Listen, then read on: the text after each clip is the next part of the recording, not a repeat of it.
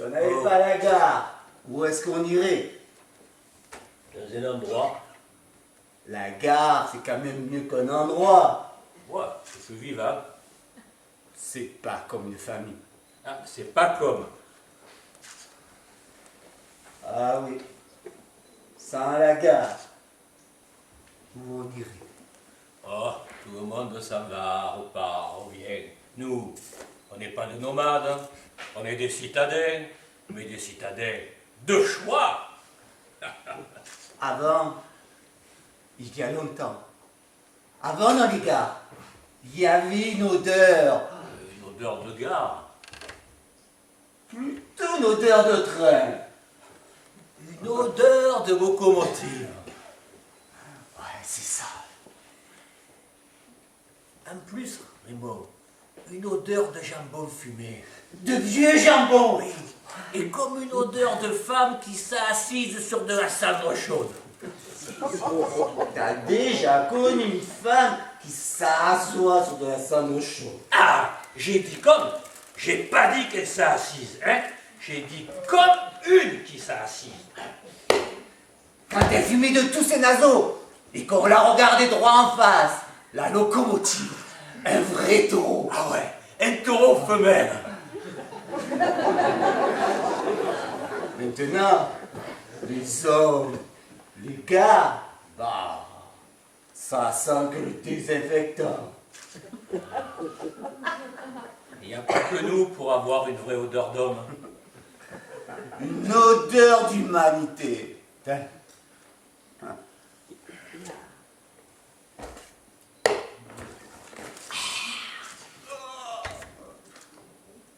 Pas mal.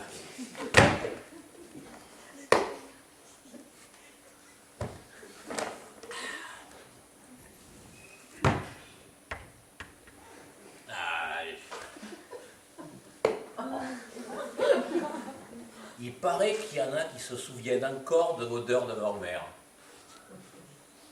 Les vraies mères, peut-être. Enfin, moi je sais pas. Vu que j'ai rien eu qu'un père.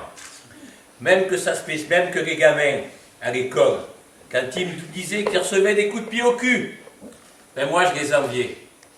Parce que mon père a lui sa spécialité. C'était des baffes sur les naseaux. Et avale ta soupe avec le sang qui avait pissé dedans. Tu as avalé? C'était le plat du jour. Même que des fois, quand ça me prenait, il me faisait manger par terre, sur le journal. La soupe? Non, les nouilles. T'étais pas le père. C'était le mien. Au début, moi, t'étais correct. Mais quand ma mère est morte, mon père a ramené à la maison une meringue aux cheveux longs jusqu'au cul qu'elle attachait avec des rubans de couleur. Tout de suite, elle m'a regardé avec des yeux de serpent. Je pissais au lit depuis la mort de ma mère pour me guérir, qu'elle disait. Elle me réveillait en pleine nuit et elle me battait, la salope. Puis, elle m'attachait au barreau de mon lit avec la ceinture de mon père. Debout, je finissais par m'endormir, de l'eau dans les yeux et ma pisse au cul. Des femmes comme ça, faudrait les tuer. Elle ageait toute seule. Les jours, elles étaient allongées sur les rails. J'étais qu'un petit train. Mais ça lui a suffi. J'ai pu pisser au lit.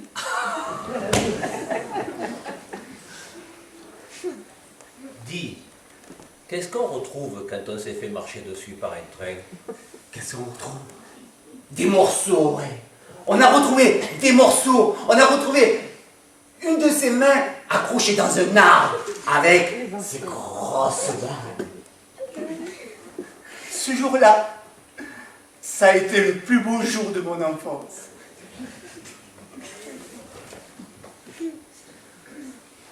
Je me rends pas compte.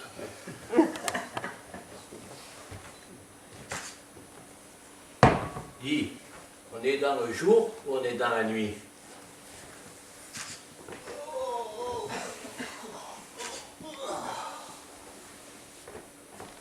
entre les deux. Dites-le. Comment t'es venu habiter dans la gare, toi? Avec le froid, ils ont délocalisé.